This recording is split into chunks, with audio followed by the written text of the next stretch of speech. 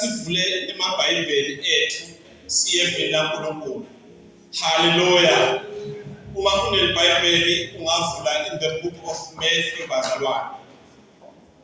Make uNkumane ngeke ufundzele chapter 21 siqala ku verse 1 siyobhilika ku verse 11. Matthew bazalwane chapter 21 sifundza khona siyehla siyofika ku verse 11. Nabe bazalwane sebavulile bathathu bazalwane amen. Amen. Asifunze. Jesu ungena eJerusalema ngeludumo. Bathi kube basonzele eJerusalema. Sebefikile eBethifage ngasentabeni yemincumo.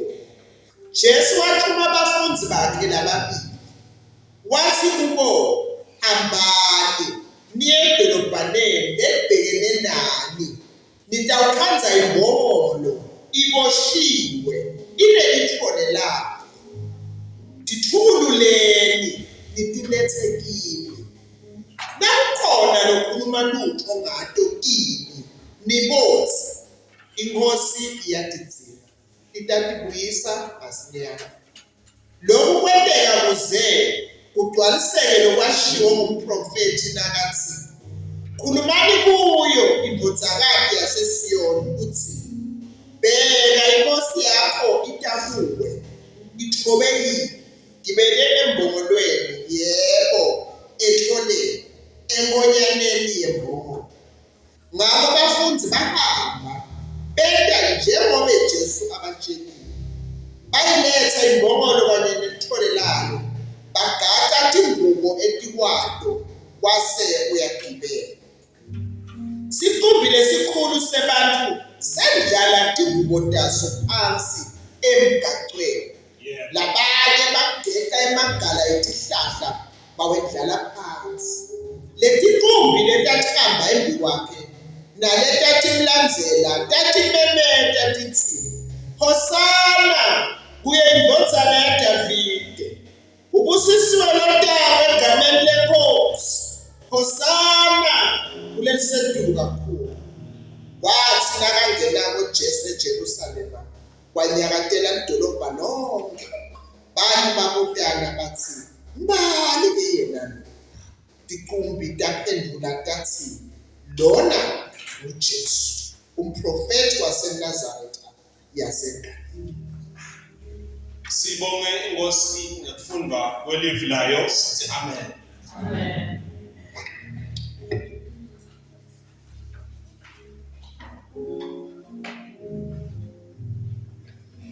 Nikhona yini bazalwane?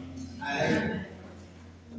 Namuhla ngicela kuqala ngekucoca inzatshana nje lapha ekhaya lapha kaMndzebele la ngikhulele khona ngiwesithathu. Kunemnakethu lomdzala kunami le yena abe insizwa nje lehlakaniphile mhlambe kunami ngabeka lelo gama noma nje ngeke ukuthi bekuyinsizwa lengefa. Kuthiwa ke this is second hand information bazalwane ngoba bengisengekho emhlabeni mayendela ngiyaxoxela. Kuthiwa ke lelijaha leli lalinxeba lihluka. Hayi liseselincane liphuma ehambeni yodlala liphuthe kuya lingeva lento lokana lokwagcine wathi lobe kahlala naye lo mntwana kepha angimgqokise siketi ukuze angaphumela ngaphandle. Asabe phumela ngaphandle kwafanana waphuma kunjalo. Wagcina wathi no umntwana kepha angimkhungele esitulweni egameni likaJesu. Mangimkhungele la esitulweni akanawuhamba kumele ngaphandle ende kungeva. Kuthiwa ke lo mfowethu lo nami phela bengingekho bazalwane. I-second hand what le information egameni likaJesu. Kuthiwa ke abehula nalesitulo aphume naso ayodlala naso. Bahamba bagcine bafika esigabeni lapho khona bamphungela etafuleni. Ngiva-ke nenza bangubani nami ngelanga ngiva ngangiwesendle ukuthi hayi abengevuna-ke. So abathi lelanga bamphungele la enangwa ashaya amapleti phansi la esendishini la titsha letwashi washaya phansi ngalinye ngalinye. Phasi aphungelwe lapha etafuleni. Namuhla-ke bazalwane ngixoxa le ndzaba lena ngifuna ukuyifananisa nanayi indzaba yembongolo le siva la kuthiwa yayiphungile. Ngiyacabangela nje ngoba phela mawusekhaya ungumntana uyofuna ukuthuka. Ngidibuta ukuthi ngabe lapha ekhaya kusengekho kwakuthunywa abantu vele futhi mina ngibesiko ngoba lokunake cabesha yaphungile. Ngoba kumele kufika bibi bakhona labantwana boThumathu alibonge igama likaJesu. Kodwa namuhla bazalwane ake sibuye evini laNkulunkulu. Namuhla ngifuna sibuke nanga emavesi lang-11 lalapha encwadzini yaMatthew chapter 21. Nginesihloko bazalwane lesihle kakhulu lesithi Behold, the Messiah comes to Jerusalem. Behold, the Messiah comes to Jerusalem. Tintsatfu tintfo lengicela ukuthi ngititsinze lengikholwa ukuthi ngidatitsinza kahle sibe siyahamba siye emakhaya ngesitwa ngosi. Kwekuqala ngifuna sikhulumise emalungiselelo ekufika kwaJesu. Kwesibili, I want us to speak about the celebration of the king's arrival. Nekwesithathu nekwekugcina ngibhale ngathi recognition of the king's identity. Kuqonda nekuphendulwa kwembuto lothi Jesu ungubani. Hallelujah. Bazalwane la sifunza khona i-front page ebekuthiwa imagazine i-front page la ngaphandle esithombeni kunaJesu.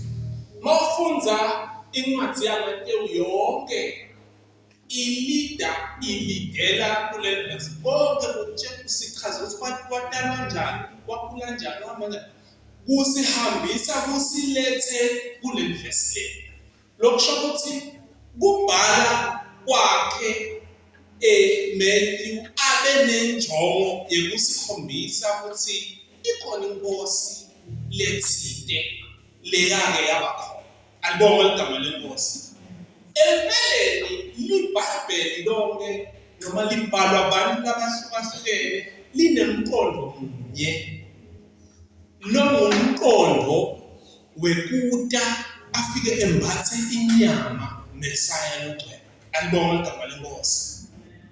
Manje-ke bazalwane tile tincwadzi letilandza umlando waJesu. Haleluya. Tintsatfu tithathwa manje tibekwe kanye kanye tinikwe igama lesingisi kuthiwe ngema-synoptic gospels. Haleluya. Lokhu kulula bazalwane kusho ukuthi leti ncwadzi ticishe tenenjani. Awubazalwane nikho na. Lena-ke yaJohane ibesibekwe yodwa yona kuthiwe le ncwadzi lena yehlukile kodwa nayo ilandza umlando waJesu. La sifunza khona-ke bazalwane sifunza kulapha mawubekisa ngetikhathi tekubhalwa kwebhayibheli kulapha ngo-33 BC. Lokusho ukuthi bese kudvutane liviki lekubethelwa nekufa kwenkosi yethu lenguJesu Kristu. Alibonge igama lenkosi. Sifunza lapho-ke namuhla. Asengisho ukuthi uNkulunkulu uthembekile futhi uNkulunkulu uyatifeza tethembiso latithembisile evilapha.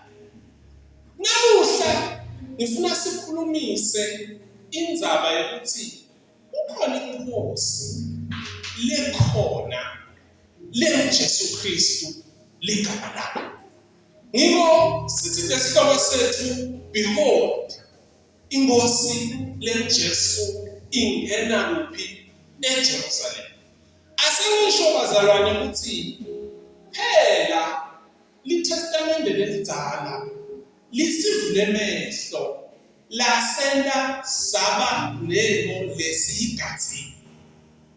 Shothi bantu ngesikhathi sebhalwa kweLitestamente lelisha bebabhekile lokuthi they were expecting ngenxa yokuthi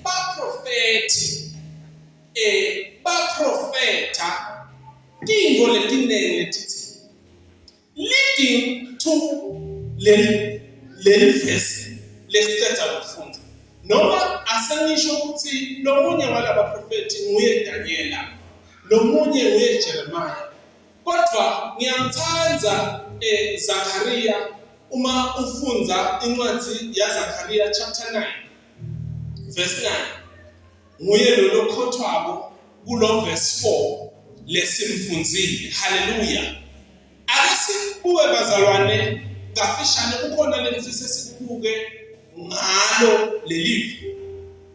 Sithi lokuqala, the preparation of the Messiah's arrival, noma emalungiselelo ekufika kwenkosi. Inkosi yethu leJesu yayilungiselela kahle leli lakhe. Kungazuthi yayati ukuthi kukhona lokutawenteka. Hallelujah. Kuthiwa leJesu wakhipha i-instruction wayinika bafunzi bakhe labangakhi ke lababili phela bazalwane beningekho imakafunzi amakamphumana. Lithi iBhayibheli Jesu wakhipha i-instruction wayinika abafunzi bakhe labangakhi lababili. Wathi ke bafunzi, bring me a donkey and her colt. Konke ke lokhu bafunzi bakwenda exactly. Asengisho ukuthi lesinye isikhathi njengoba singamakholwa kunelivi Jesu lalidepositabo kuwe lekungaba kuhle ukuthi ulete noma ungaliqonzi ukuthi kushiwo lapho ukuthi kuyavakala bazalwane. Angathi ukuthi bafunzi bebati ukuthi seyilandelani imbono, kodwa ngoba sewushilo bafunzi basebenza. Lithi ke iBhayibheli benda njengoba asho. Mawufunza lo verse 4 kuthiwa lokhu kwenteka kuze kugcwalise umbhalo. Hallelujah. Lithi ke verse encwadini yaZakhariya asengilifunze verse 9 uthi jabula kakhulu, chapter 9 verse 9 bazalwane. Ndvodzakati yaseSiyoni memeta ngekujabula, ndvodzakati yaseJerusalem.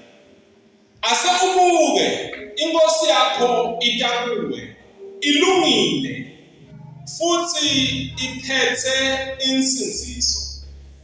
Ithobekile, igibele kuphi? Igibele embongolweni.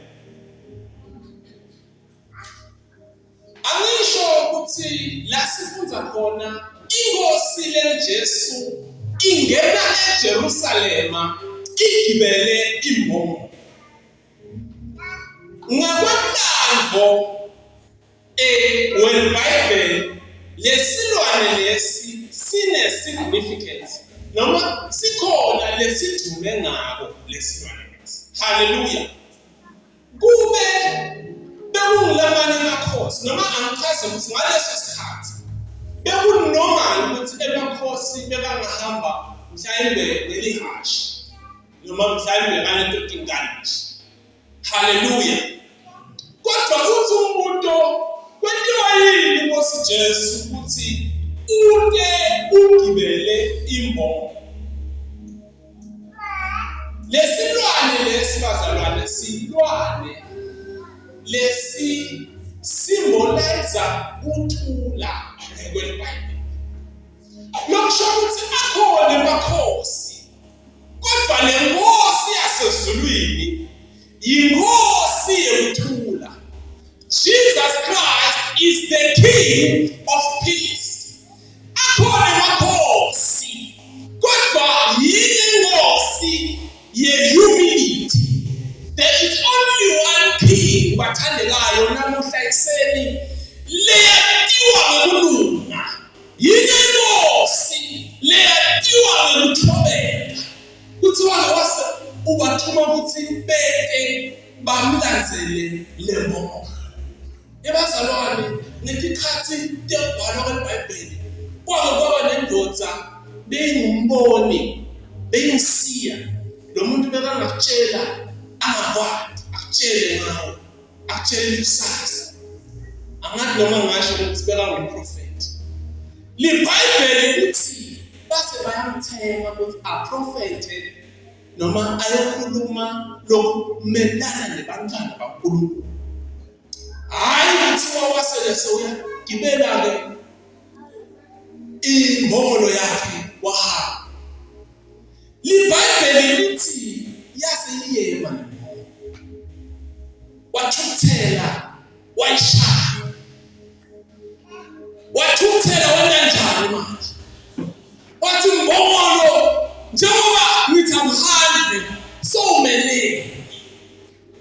LeBhayibheli lithi le mbongolo yaseyivulwa ngemazululo yase for the first time yaseyinanjani manje yathi le mbongolo Nkosi yami uyihlala ngokutransporta kamnyanzi nakangaka angizange sengale ungishayela njengoba ngihlale ngihlonipha kangaka ungishayela ini. LeBhayibheli lithi uNkulunkulu wasesovule amehlo anomprofeti wamanga abona ingilosi kaNkulunkulu ivule inkemba wamanga lovele wehla watitho. Ngikhuluma ukuthi mina lesilwane lesi sine ngulumo lesikhuluma lomunye bekangathi inkosi leJesu ayigibelanga ngani ihashi manje ungene eJerusalem. Asengichaze ukuthi a triumphal entry noma mhlambe ungena ngelidumo eJerusalem asho ukuthi lenzaba yokuthi umuntu wenkosi ede honorabuliso ebebekuthi ikhansi namuhla abeyongena ku-red carpet alibonga igama lenkosi. LeBhayibheli lithi bantu bakhulula impahla zabo bagibela phansi. Ngesikhathi kuyabhalwa kweBhayibheli bazalwane bekufanani namuhla kuthi umuntu une-wardrobe yakhe naloyo uneyakhe naloyo uneyakhe. Bekuba bantu labanjingile labangakhona ukuthi akhule lokho agqoke lokhu. Umuntu akeba nempahla ntinye nje njengengomo ukuthi yathi kusileyi brown ake sithi amen. Bekude ukuthi wathangala ukuthi sewugqoke white soyanjinja kusasa sewugqoke ezibani kuthiwa ke bakhumula impahla zabo. That is the highest honor. Kuthiwa bajuba emaqembe enhlangathike abekwa phansi kuze inkosi yelizulu ihambe khona. Bathandekayo ngifuna ukukhuluma ngokuthi kwenziwa yini ukuthi uNkulunkulu akufa Jesu asenyameni uNkulunkulu asenyameni angene eJerusalema ngembongo. Lesilwane lesibazalwane silwane lesi symbolize ihumility. Utawukhumbula lomunye lofunza esifubeni yakhe kwake kwaba nendvodza ngegama lekuthiwa nguSamson.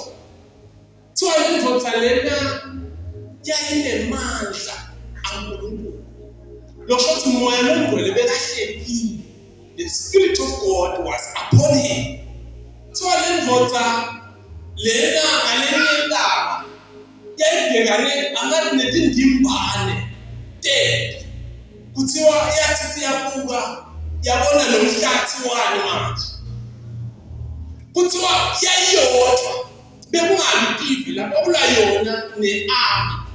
Kuthiwa yayithi mayiswinga nje kube kuthi njaphansi. Ithi mayiswinga nje kuthi njaphansi. Bathandela dinento letikhuniwe lesingathi masitinikela sitinika uNkulunkulu tisebente umsebenzi lomati. Uthi-ke Jesu makatshela abafundi bakhe uma kukhona lo ndaba ukuthi ngisaphi lo nithini ni athandekayo bebuya nami ngawe yashumela ngatela kwakutshela umuntu ukuthi yena le Nkosi yathi labanye kukhona mhlawumbe labanako lebengabe Nkosi yami mababa kurelease bakunike uNkulunkulu kukhona lokungenteka in the kingdom. Hallelujah. Ngiyamkhumbula umfana bekanenkinga yakhe. IBhayibheli lithi wena njani watinika Jesu. Kwendeka yase multiply. So bazalwane na ingolo ngifisa sibuke ukuthi engabe vele le Nkosi lenkulu nakangaka yabalelwa yini ukuthi ithi masefika isikhathi sokungena eJerusalema ibese ita seyingena ngani manje nembongolo. Imbongolo bazalwane iyaphathelana neNkosi. Kanjani lo muntu angu? Kwaze kwafika isikhathi sibe seIsrael besithi Inkosi yakhona kwaUNkulunkulu ongabonwa ngeliso lenyama. Kuthiwa-ke nalenye indaba kwake kwafika isikhathi lapho khona bathi labantu bahlangana bathi thina sesifuna Inkosi. Kuthiwa-ke nomnye babe abethume abantu bakhe ukuthi hambani niyomfunela imbongolo. Bathi mabahamba bayofuna le mbongolo. Kwase kufika umprofeti wafika wathi wena sengithunyiwe ukuthi ngilothi kuwe ngokugcoba usale kuba yini manje uba yinkosi. Bathandekayo vele phela indzaba yekungena ngelithumo eJerusalema kwaJesu kwakuprofetiwe kodwa kwakusho ukuthi Jesu uyinkosi ngetulu kwemakhosi. Bekusho ukuthi Jesu uNkulunkulu. Bekusho ukuthi Jesu ude kutosinzisa abantu bakhe. Asengichaze ukuthi lapha makangena Jesu bekubusa eMaroma. Kodwa bekhona nemaIsrayeli agadzile umsinzisi. They were expecting a savior. Bahleli bagadze umsinzisi. Kwaprofeta wathi kutawuta umsinzisi. Mawufunda incwadi yaGenesisi kuthiwa lo uyawuvela ngewesifazana uyawunyathela ini manje inhlobo yenyoka. Kuthiwa-ke na-Abraham he was promised kwathiwa wena through you kuyovela lo yawenta njani uyawusinzisa abantu bakho. Kuhamba kwaphinzwa kwathenjiswa naDavide kwathiwa lesihlalo sakho siyaba khona ngaphakathi futhi elayinini lakho kuyavela umsinzisi webantu bakho.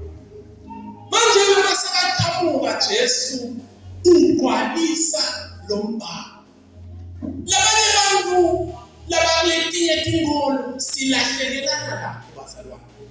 Bona bayilahlela bafike bathola lamanye amakhosi basusa Jesu bangetamenda Mesaya.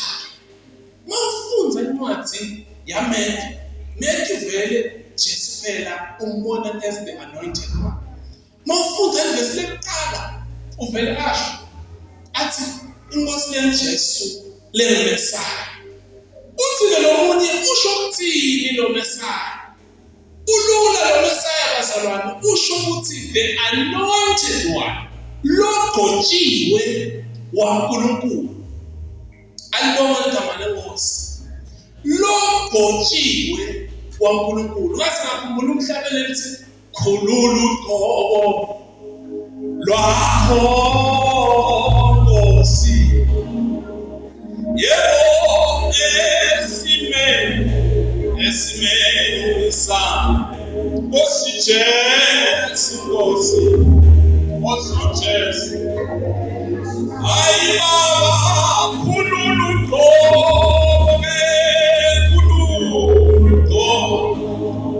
lwakho logotshiwe waNkulunkulu. Esimeni sami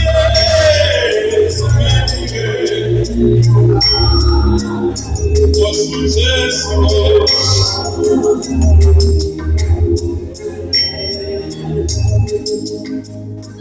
Bazalwane, inkosi yethu lo Jesu ngiyo legotshiwe. Labanye bafike babekela amanye amakhosi lapho, babekela amanye ngiko bese siyahlukana nabo sithi hayi asifuni ukukhona lomunye thine uthi lofakazile lana umnakethu wathi hayi ningakhuluma ngalomunye uNkulunkulu mina ningasaba ngibala ubuyi kulelo soko ngoba munye logotshiwe, munye longena ngehloko, munye longena eJerusalema ngehloko. Hey bazalwane, lokungena lezaba yekungena ngehloko kuyi-tradition yemakhosi ukuthi uma ubuye empini neyibayibazala ungene ngelithibo nangenhloko. Uma unqobile impi, ma uyinkosi, ma ubuya udekelwe i-red carpet. The highest losetulu ngesihlalo eMelika ngulwanyana ngubabe Trump, ubabe umhlonishwa Trump. Amen.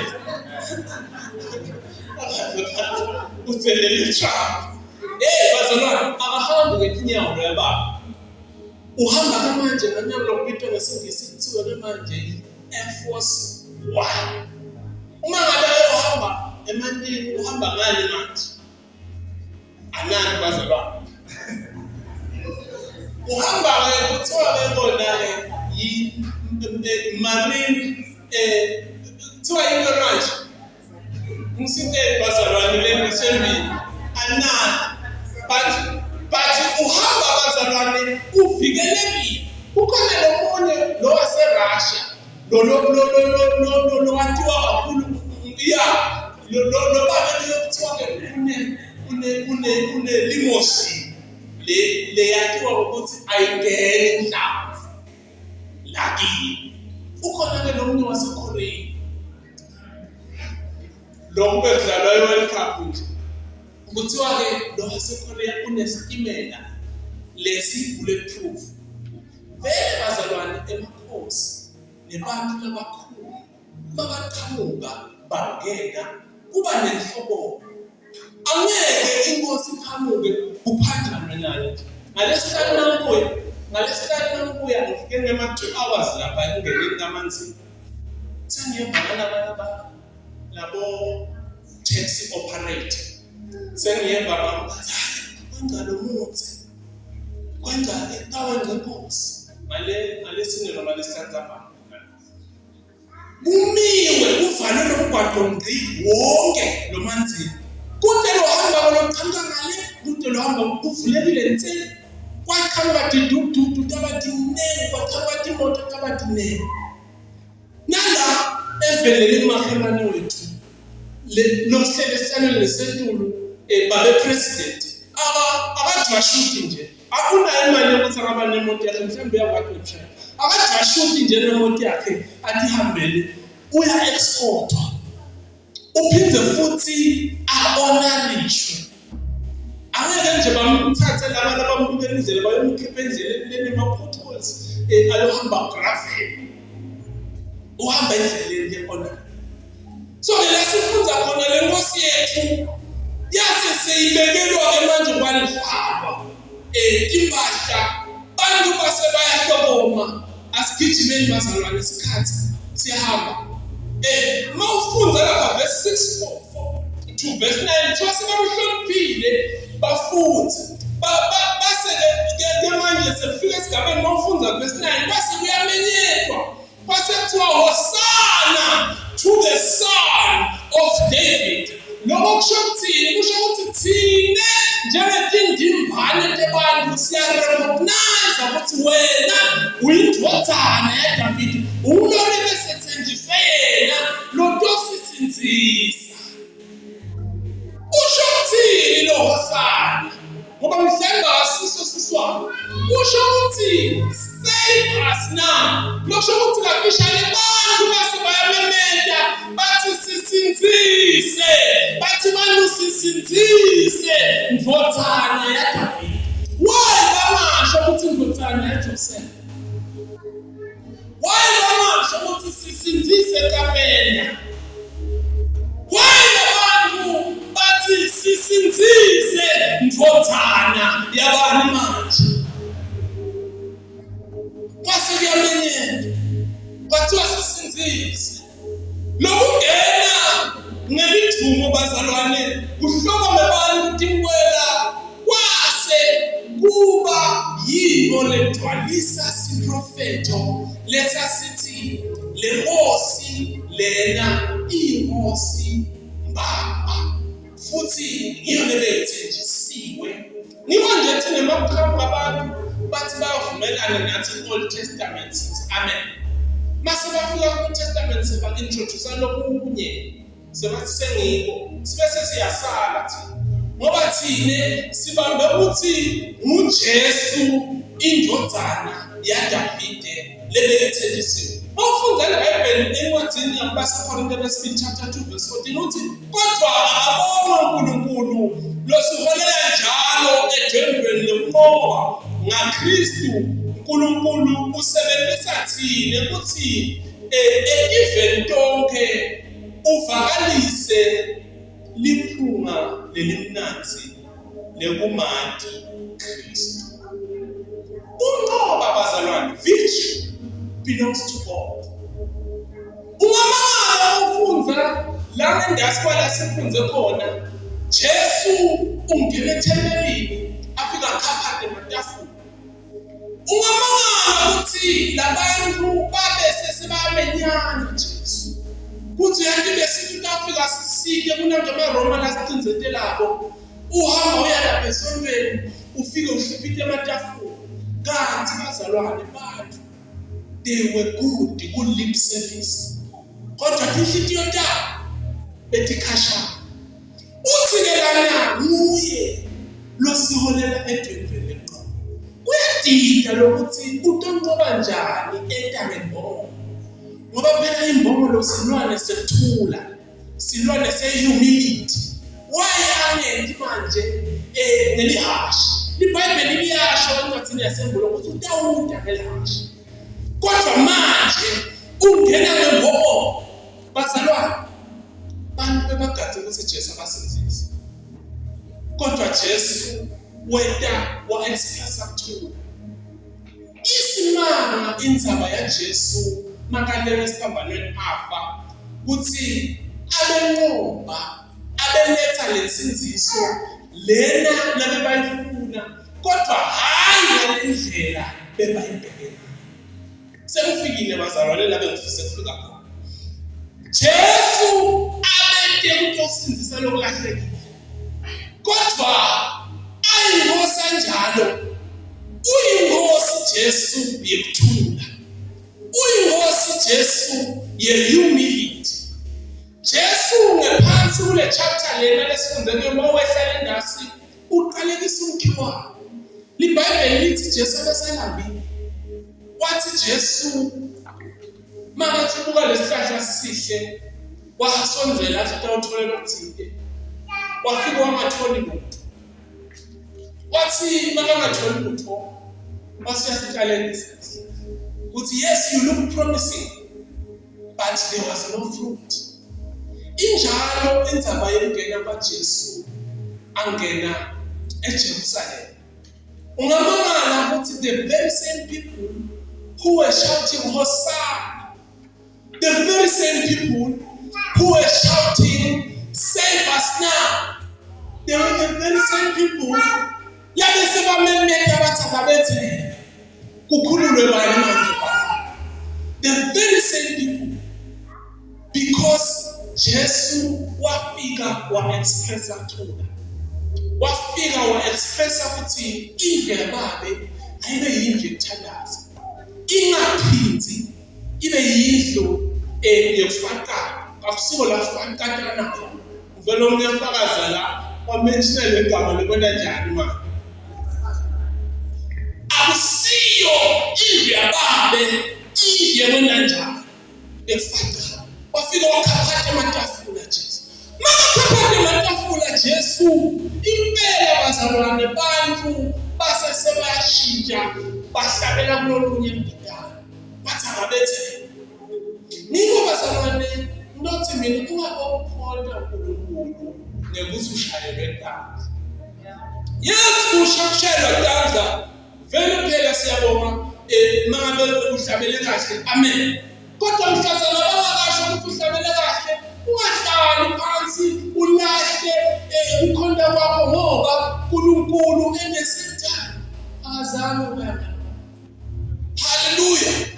Manje bazalwane la sifike khona, ngifuna bazalwane ukuthi sithandaze, sifike kulo mqondo loyo. Iphuzu lami lekugcina lilula bazalwane, lithi base bayabuka labanye ukuthi ubani lo lokungena Majestic. Kube bekumnamuhla kude kwebane likhaphe. Bathi labanye ngoba sesiyabona la ku social media. Bathi uthi angasho. Kodwa akusale ngisho. Lapha kuthiwa bazalwane uma ngabe umuntu lomkhulu atawuhamba kude kwendere le ndzaba noma le red carpet ikhaza lokuthi ngeke nje angibekise ngetitulo ingosi yami ngiyesaba lokubekisa ingosi yami asenziwa kuthini angibekise ngetitulo angakuthi wena ngoba ufike kuqala besoyohlala lapha ku-Royal Box ufike kuqala yafana vele akekho bathandekayo lapha njengoba besilisiwe ngibekisa kahle ngoba siku-kingdom. Mbekisa kahle ni-understand fully kudolota kwamathandela. Angeke lapha mangabe emaphoyisa asimisa lapha athi mane ikhumbi imi-traffic ngeke bese uthi ngitshakile mina uyongena la utawulimala utawunenjani la utawubesusola abantu lapha ngeke ungene lapha batakushaya. Nithi bazalwane in the same accord nathi lothu uNkulunkulu ukanjani. Liphuzu lekugcina bazalwane belisho njalo lithi ungubani. Sesiyathandaza bazalwane. Lithi ungubani. Bamphendula labanye bathi Jesu Kristu umprofeti. But bazalwane is more than a prophet, he is the Messiah. Ulombotshiwe waNkulunkulu nguJesu uNkulunkulu enyameni. So bazalwane ithi i-take away yethu asinangikazi ngazi ukuthi asinambuso, asinangikazi siphile ngazi ukuthi asinangosi, asinangikazi siphile ngazi ukuthi we don't have a father. We have a king. We belong to a kingdom. We are subject to a king. Noma ngabe siyafa sifela le ngosi, noma ngabe siyaphila siphilela le ngosi. We belong to the Father. Everything we do, it is for the Father. Did you know ukuthi mawusebenza namhlanje ufika uthola umqhelezi lithi iBhayibheli lo mqhelezi uthula ebhekwa Jesu. It all belongs to him.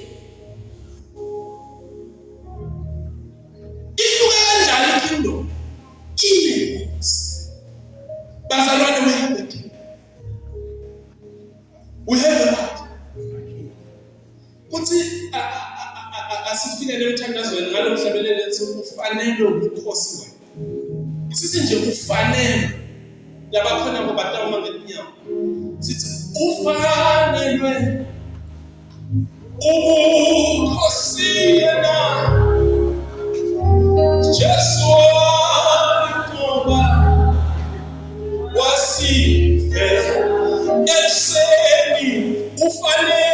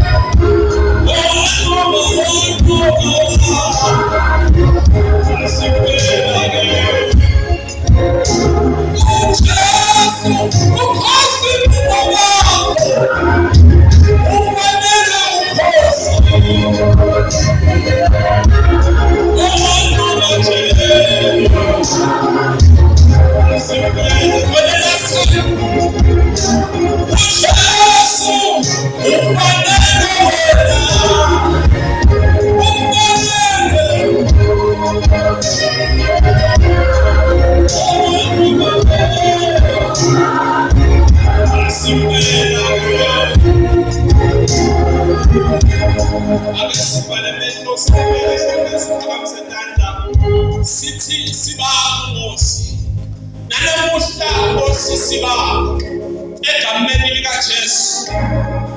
We are subject to you, Heavenly Father.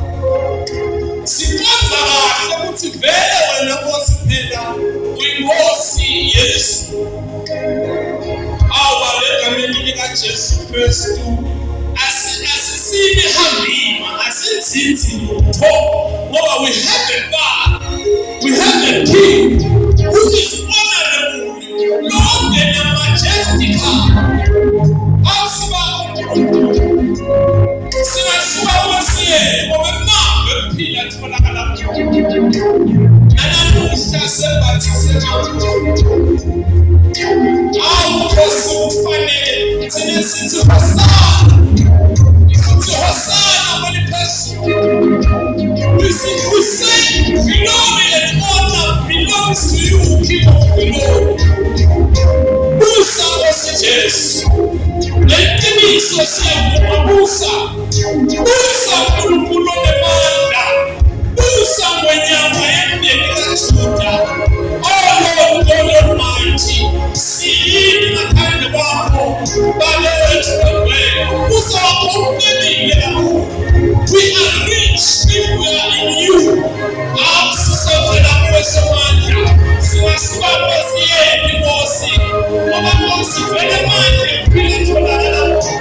Since everything is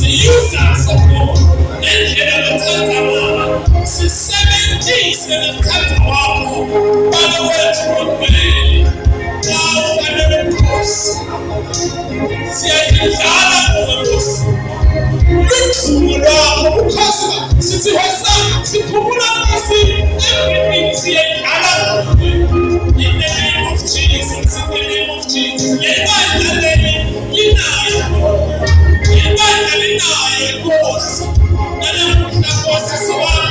We are subject to you.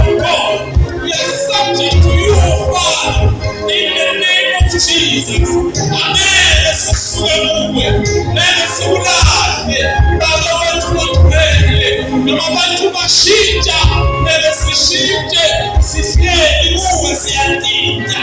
Egameni likaJesu Kristu waseNazaretha. Father, Lord,